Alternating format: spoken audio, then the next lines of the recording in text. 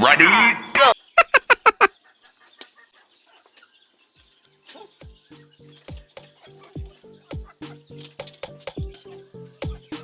Yan.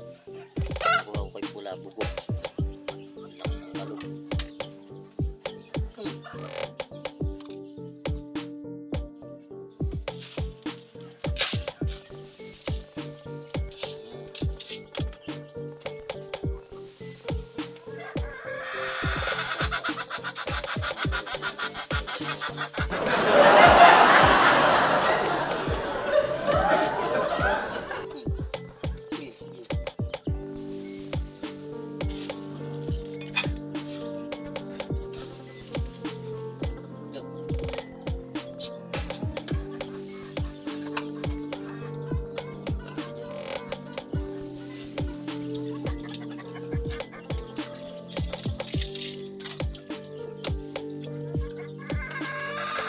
Lapit mo na.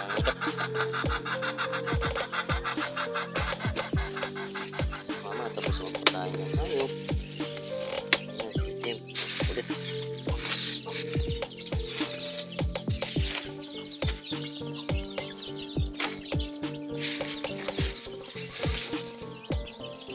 Parang mga manok mo dito. Yan. Ay, naku. Butas na naman ng aso yung kulungan.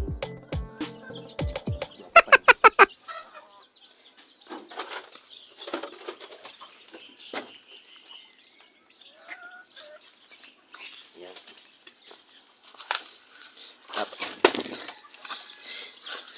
Pala may tirador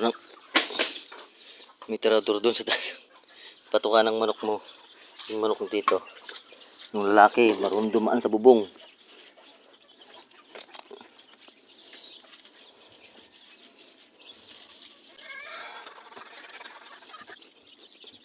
Yan, subukan mo pa.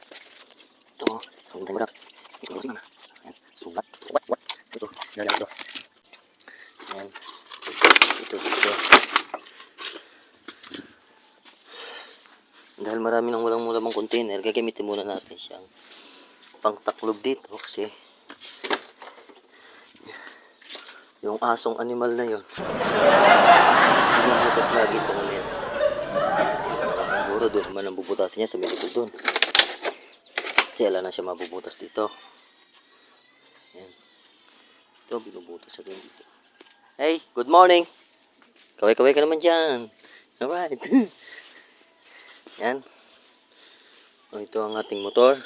Yan. So, magbubukas naman tayo ngayon ng mahiwagang pinto. Bukas pa yung ilaw natin dahil tanghali tayo nakauwi. So, yan. So, okay. Ang pinto ang mahiwaga.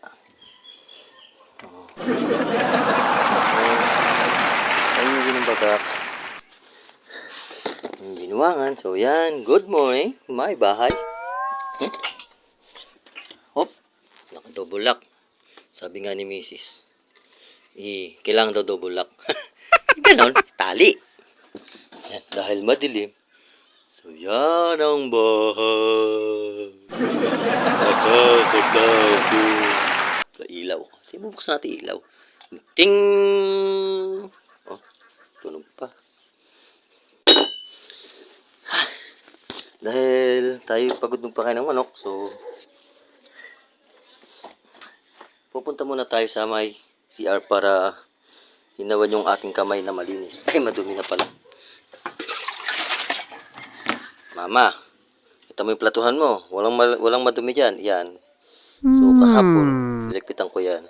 O ngayon, hindi ko siya naitaob. Itataob ko siya ngayon. Yan, dyan siya muna, mama. Meron pala akong plato isa yan.